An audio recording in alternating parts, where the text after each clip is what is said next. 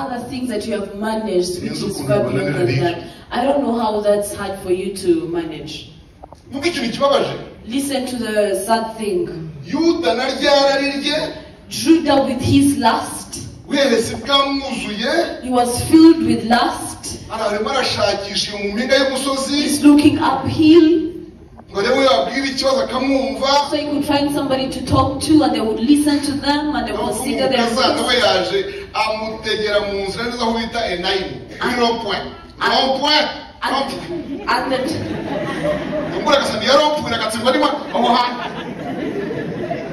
and the daughter-in-law is there ready. She wants to wait for him at the roundabout. At least if there were many, and then he could have a choice. And she was one.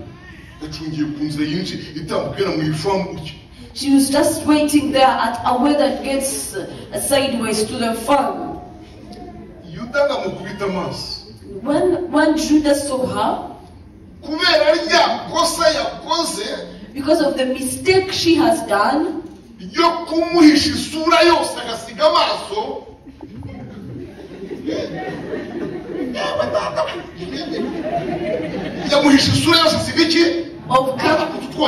of covering herself, and she only left her eyes. And Judah never knew that is his daughter-in-law.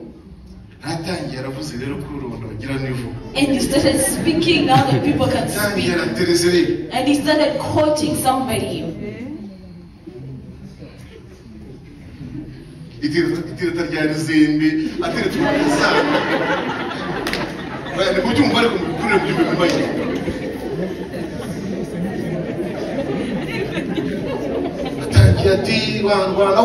And he started quoting her. Would you help me, because I need you, I need you. And she said, I know, man, sometimes you don't pay back. So you're going to pay me before? Look at this conversation of a father and a daughter-in-law. Caused by two things. A foolish man who was caught. He has a fever that's not due to malaria. He was encountered a lady, a widow, who took off her garments and put on her garments. Who is going to be served in the midst of them? I once taught here in the youth. I don't even remember if you recall that. I told you words that are in James 3 verse 5 and 6. These words say,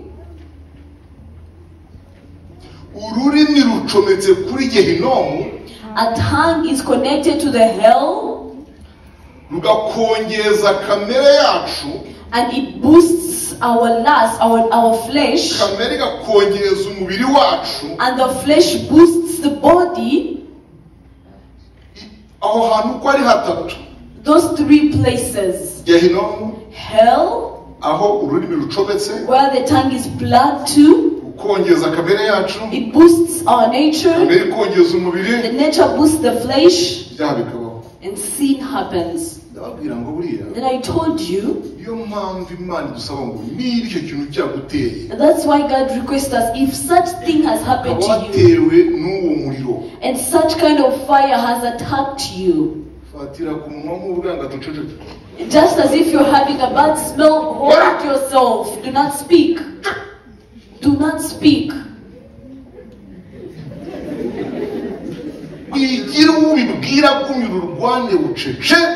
Keep fighting it silently. Do not share it with somebody else. Because the moment you tell it to somebody, you might find them, they are also in the same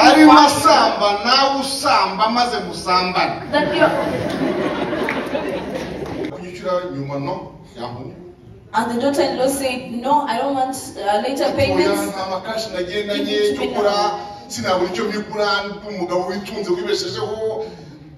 And he said, I don't have money with me right now, but at least I have something that I can give you as a man, as a pledge. Then the daughter-in-law said, what are you going to give me? And she said, I'll give you a goat.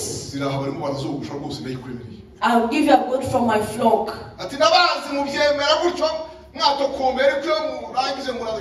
And she said, I know that's what you say when you want to come in us, but first give me your word, give me your pledge. Then he said, what pledge shall I give to you?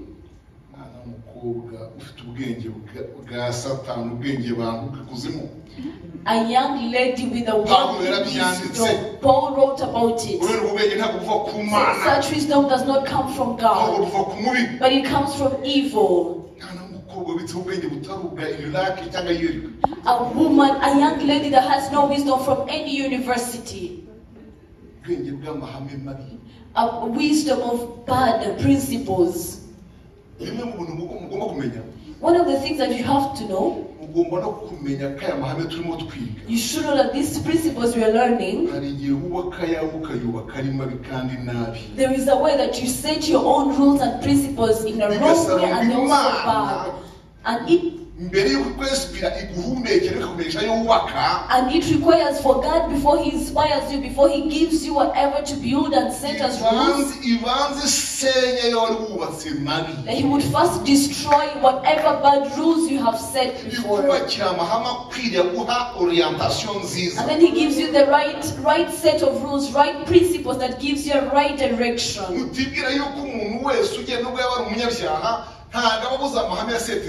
Do not think that even sinners, they have rules, they have set principles. But it requires, if you accept God as your personal guide of your life, tell Him to destroy within you whatever you have built, and then build new things that you delight in. Dreams.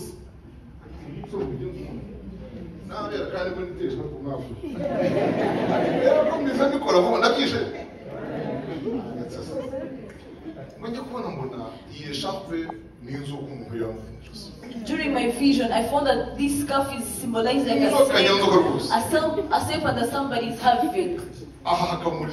The first edge is the tail, and the other edge is the head of that snake or serpent.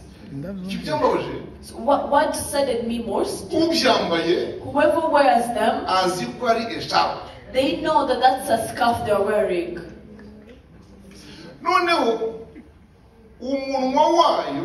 And its mouth, the snake's mouth,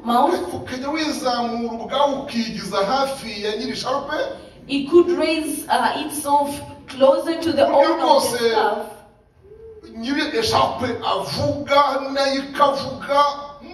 Until when the owner of the scarf speaks and the snake also speaks, because the mouth is closer. Like, probably I'm speaking to you, I'm speaking to you as a person, I'm speaking to you as a serpent. And this is what destroyed me among the words that I received. God told me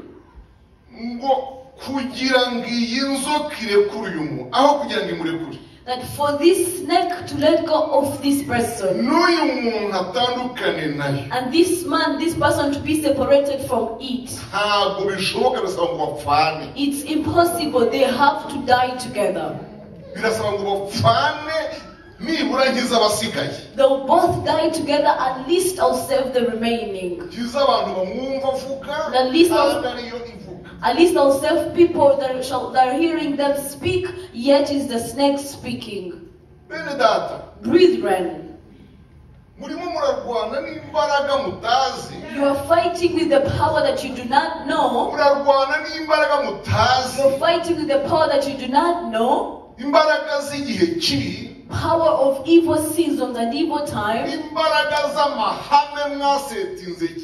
power of the principles you have set in the past or long ago, and the principles that you do not want to let go of them, for you to build new principles. First Peter, the book of 1 Peter, chapter 1, verse 18. It says, for whatever you've been ransomed with, for you to come out of your bad doings, what you are inherited from your forefathers, not with perishable things such as silver or gold, but with the precious blood of Christ that has no blemish or spot. It means there are some characters that people were trained by their forefathers. And then you want to walk through them, and the principles you built in the past by that time, you want to walk in them and building other new principles unto them. That's impossible. The 7 churches that you see, the 7 churches in Asia, that's Ephesians, Smyrna, Pergama, Tuatira, Sarudi, Philadelphia, Laodicea. That's the way it's followed. The 7 churches are followed. In these 7 churches, they symbolize comment la vie chrétienne s'avance. How a Christian life it grows. And that's why on the 7th church, that's why there is a word that says, if you're not cold or hot, I'm going to vomit you. That's Jesus that's vomiting out people. That's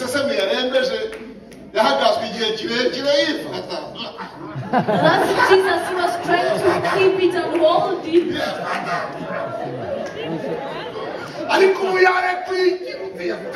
But now he's going to let it go and vomit it out. That's the last church, Laodicea. He is vomiting them. And whoever he vomits, he would never bring them back.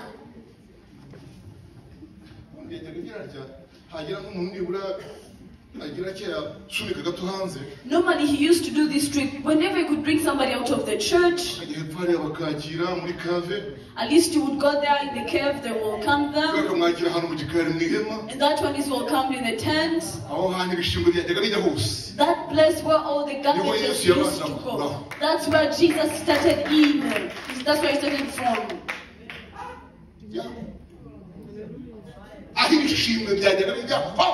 Every garbage place, that's where he started from. All evil doers, sinners could go, could flee from. That's where Jesus started from. Where are they running to?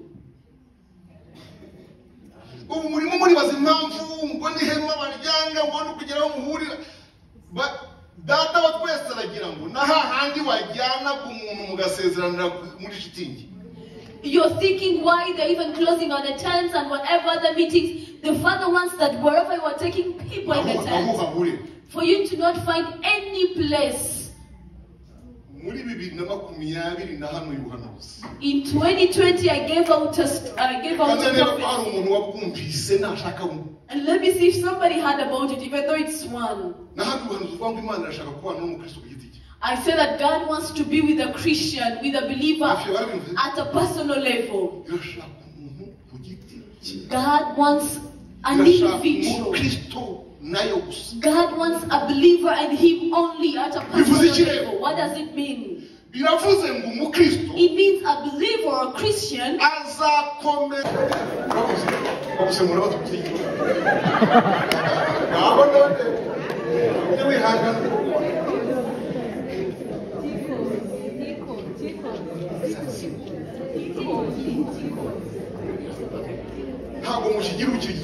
You're no longer be tickled. You cannot be tickled and then feel the sense of it.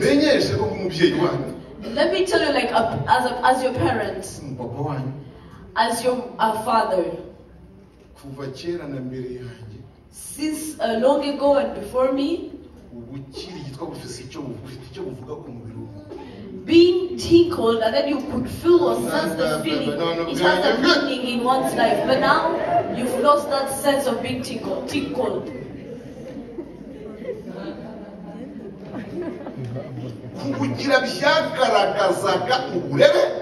Being tickled symbolized character. And it symbolizes that you still fear people and there are things of conversation.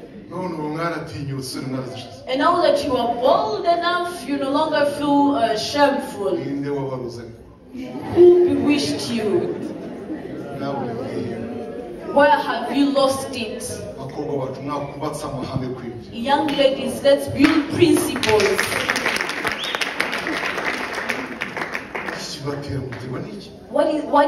What's the cause of it?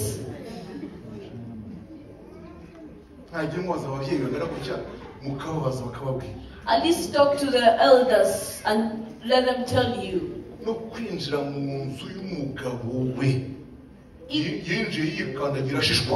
Even entering in the house of their husband, they were frightened.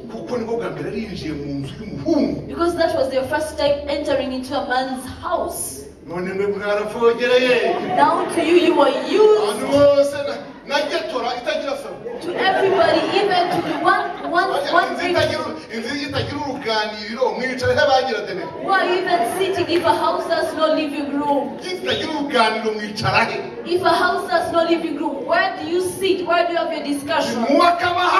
Build principles and set rules. Build principles and set rules. You know, probably the church might not go area or soon. That's you probably he's coming that you think you won't get married.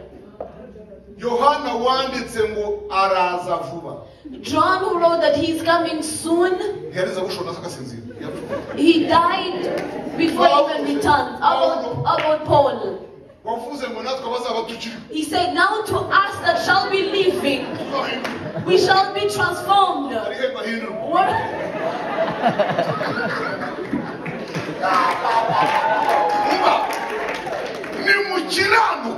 Be righteous.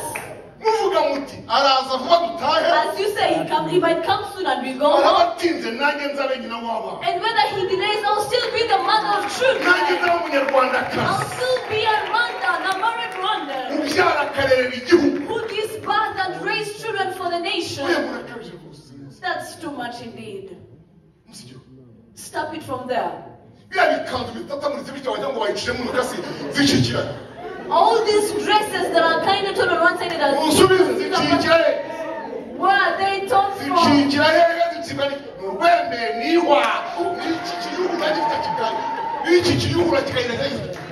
Who tears the dresses or who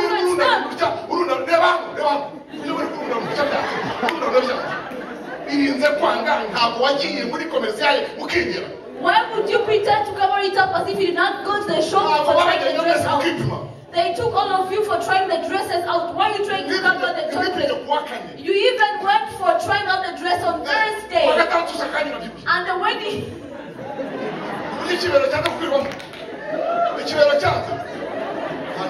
And the wedding is on Saturday, the dress is not fitting you. How come?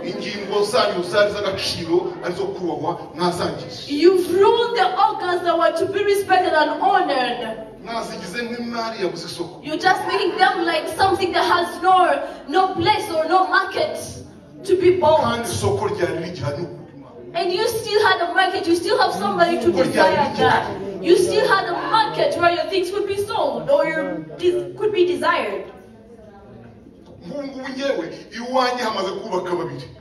Probably, for example, at me at my place, Two got married. I have 3 men. And they did not smoke. Can those be your husbands? Imagine if you bring you to me with a tone dress.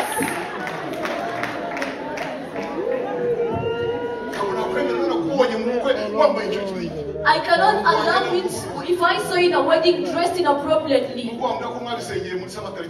Even though you told me that you have prayed for it and God had said so, I would still deny those prayers. Honor God and He shall honor you back. Honor God and He shall honor you back. Build principles guiding your life. Build principles guiding your youth. If you don't, you're going to encounter pain today and in the future. You're going to encounter pain in the world and encounter pain you won't even make it to heaven. But if you accept words that I'm telling you today, there are some better days ahead. Hallelujah. Hallelujah. May God help you.